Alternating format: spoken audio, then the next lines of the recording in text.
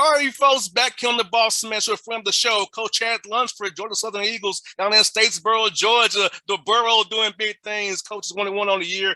Big game coming up this against Arkansas. Coach, man, good talk to you. How are you doing? Hope you're blessed, man. Man, doing great. Just excited to be in a football season and halfway normal from last year, and just excited for the opportunity. Yes, sir. Coach, let me ask you about last year, man. You got 8 wins during a COVID year, man. How accomplishing was that for your program and your young men to persevere through all that versus last year? No vaccines, no nothing, hard protocols, and having to be disciplined all year long and get 8 wins amidst all that drama and trying to be disciplined every day. Yeah, I tell you, man, it was something else, to watch our guys do what they did.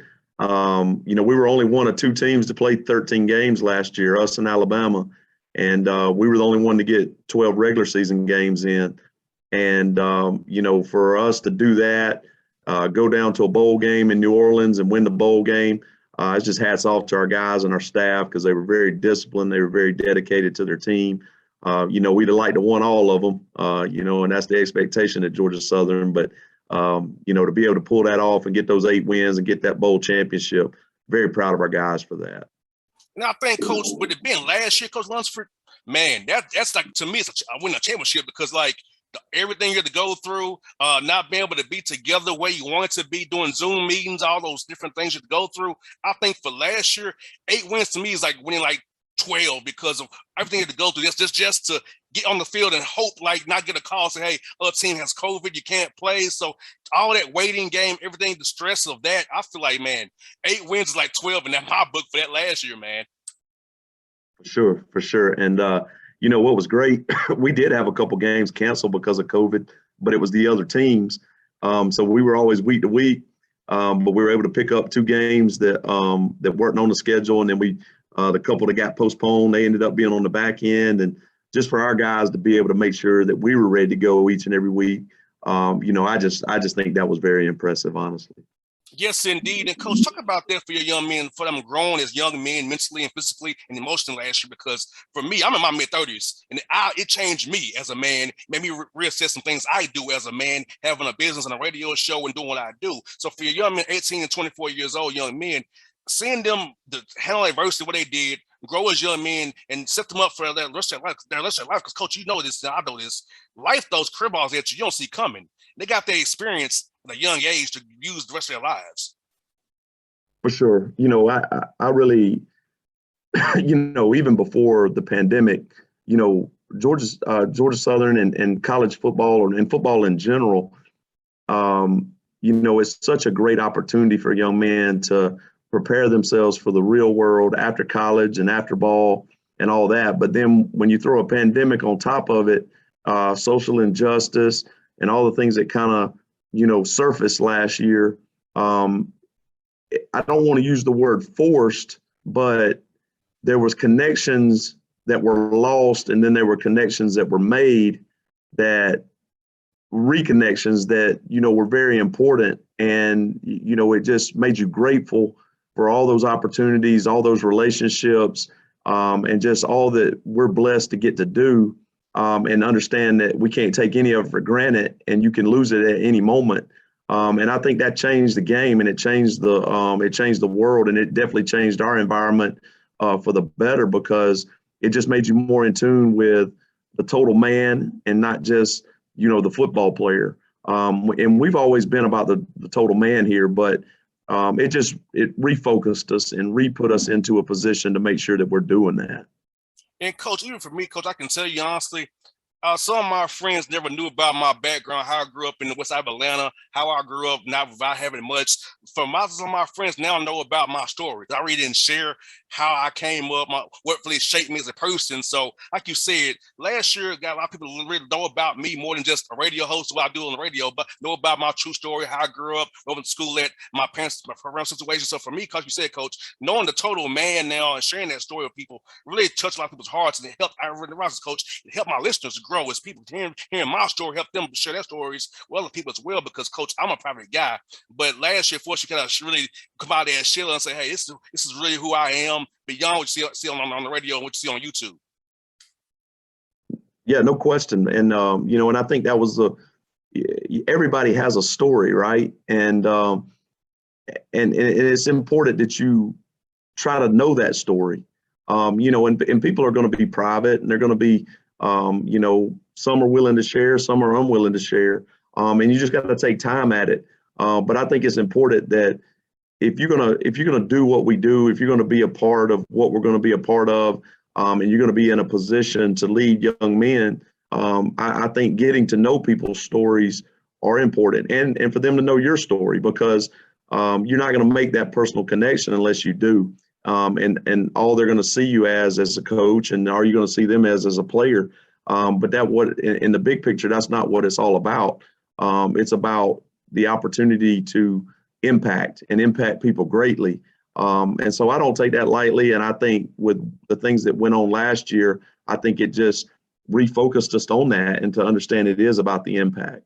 And coach, this past year as well, mental health has been something people talked about more and more. So how's your team have a support system around your young men to help them? They have maybe a depression, a mental health issue, something at home, but they want to talk to you about and grow in that area too. Because a lot of times we're men, we're kind of macho. We don't really want to address that mental health issue. But having a young man come and trust you guys as a staff and a support team to come say, hey, I have an issue, coach. I want to talk to you. How are you all supporting young men in that field as well?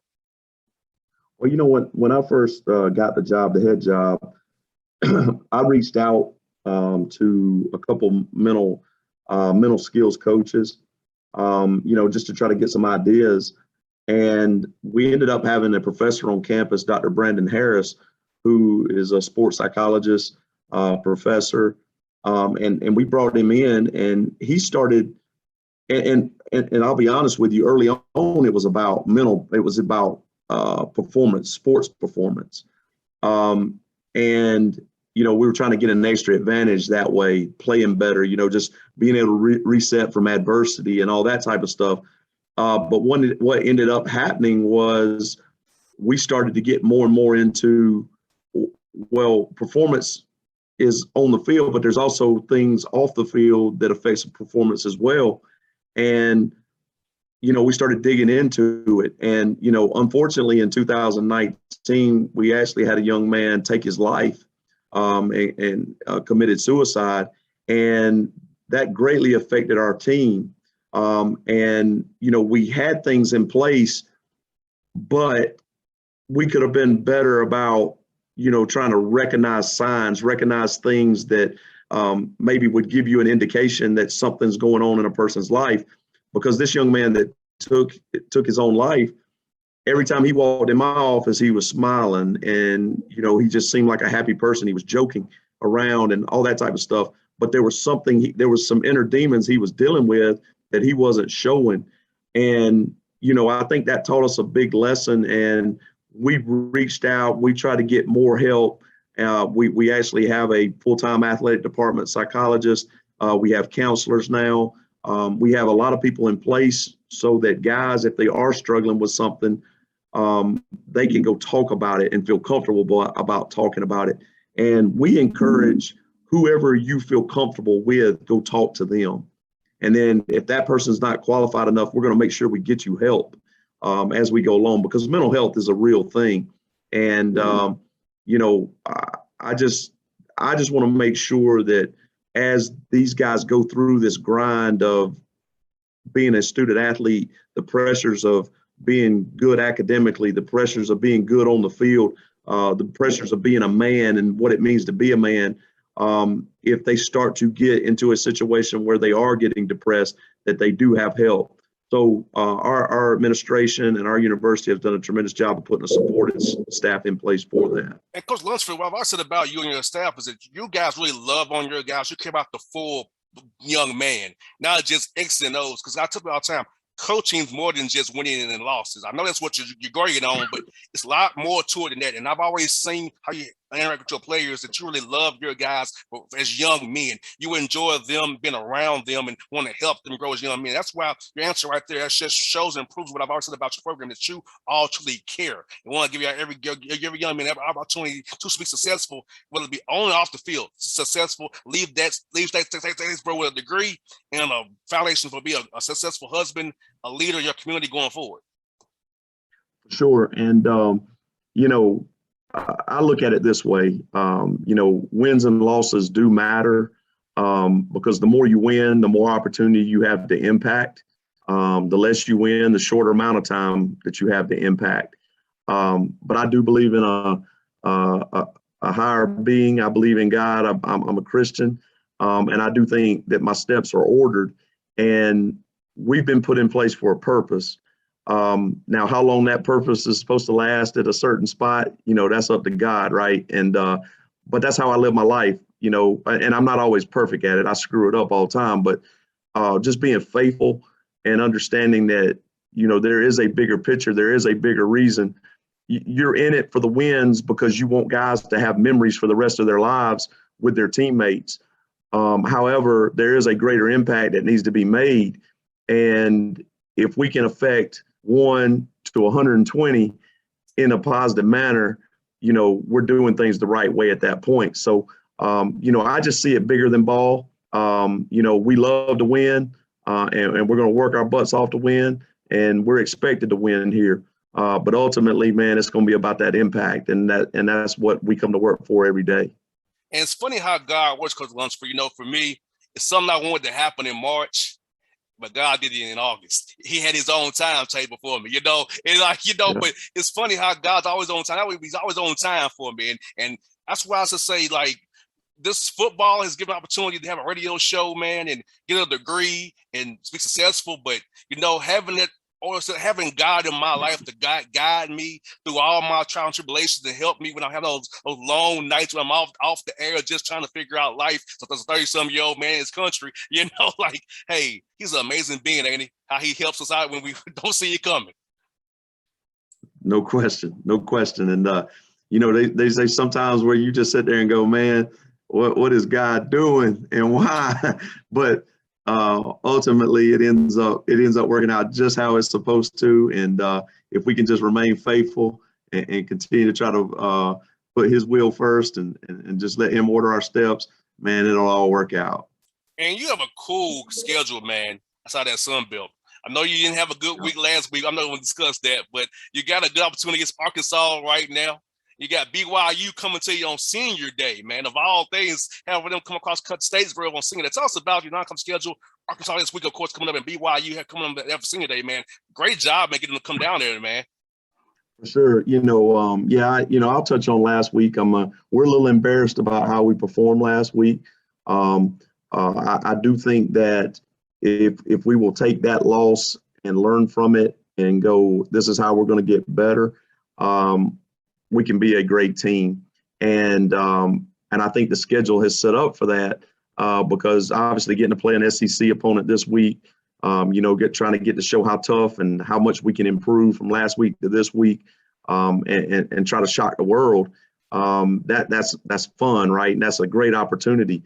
But then when you look at the rest of the schedule, and you're talking about these ranked opponents that are coming to our stadium, and then also BYU, coming to our place, and then getting to go play Appalachian State at the end of the season. There's just so many great moments and opportunities that are in front of us that we can really seize, and that's what I really like about this schedule, man, because we can make some awesome memories if we do it the right way. And you can make this even more national brand, man. Arkansas, you playing those guys, you pull that off, man. I'm hoping you pull it off. I just want to have you on the show. You said, get good show karma, man. Yeah. So you get that job done. So talk about that, man, for your recruiting bases. That going there, showing off what you do, showing that on the interview, you to see who you are as a person, because you're a great person, man. So talk about that as opportunities we can play those guys, man, because I feel like it's going to be good for your program no matter what you guys do this weekend. Well, I'm gonna tell you now. We go ahead and go and pull this off this weekend. You're gonna have to interview me every Monday night, because because I do get a little superstitious sometimes. I can do that. I can do that. It's no problem, buddy. I can make it happen. But no, it is. I mean, the opportunity to go play an SEC team in Arkansas who just beat Texas. And I know they're feeling pretty good about themselves, and they got themselves set up to have an awesome year with a great win last week. Obviously that allows us to put our name out there. And if we can go perform well, we can get national attention that way. And then again, just like you just said, I mean, all the people that are coming to our stadium, and then also the road games that we got, there's just a great opportunity to get our brand out there and become more of a national brand. And Coach, what I love about it, the Sun Belt has some great football. I mean, top to bottom, like people don't understand how good the league is, how tough it is. Like from top to bottom, man, it's no easy outs, ranks, opponents. When you all play a Power 5 school, you all give them trouble. They have to prepare hard for you guys. It's not a cupcake week that week. It's not a mini bye. So I love the fact that the Sun Belt's getting more exposure. What Coastal's doing, those guys, Appalachian's always toughening up there in Boone. So I feel like, man, you all set up for success. The league is top to bottom tough, and I love the talent and coaches in your all's league, man. Yeah, I tell our guys all the time, you got to be prepared every week because there's great coaching, there's great players. I mean, when you start looking at, right now, Georgia Southern's got the most active players on NFL rosters right now in the Sun Belt. And then you start looking at the other schools that put their guys in the NFL and the ones that's getting NFL attention this year. So there's great players. And then the ones that are not even NFL players, they're still good football players. I think that the coaches in this league have done a really good job of recruiting, evaluating, really finding guys to develop. Because, we are a developmental league as well. And, so I know you got to be ready to play each and every week. You got to be ready to coach each and every week. There's no gimmies in this league. Everybody's ready to go each week. No doubt. And how cool is to have these guys back for an extra year, Coach? I know with the last year being a COVID year, they got extra eligibility. How cool is to have guys in your program an extra year to grow and develop and become better so you have on your program stability even longer than you usually would by having them to come recruit more guys? Well, I tell you, the COVID year makes things interesting. We had 8 of our seniors come back and play an extra year. And then when you start thinking about your junior class that would have been seniors, now you got to get figured out, which ones are they going to take their extra year, and so recruiting gets kind of out of whack. You got to figure out how you're going to fit everybody in your roster the next year because you may not get those extra scholarships that you got this year. But it is cool, man. It is cool to see guys get to come back. And because last year wasn't normal, to get to finish off their careers in more of a normal setting. I think that's really cool, and it gives us an opportunity to have more experience on our football team and have more leadership and all the things that you need to win championships. Well, Coach, I'll be pulling for you hard Saturday, man. So I hope we're talking again next Monday night that you've won. We make this a tradition every Monday night. Coach Cherry and JR here, man. Give me the recap of the last week's game, man. Hope we can do it again next Monday for sure, man. Hey, I'm telling you, it's out now. You might as well book it every Monday night. Yes, sir. 7 p.m. Eastern time. We got it, man. Hey, Coach, thank you again for your time, man. Be safe and be blessed. I'll talk to you. Hope we talk to you Monday, man, for sure. For real, man. All right. You got it, man. Thank you. And GATA. All right. Be good, Coach. All right. See you. See you, man.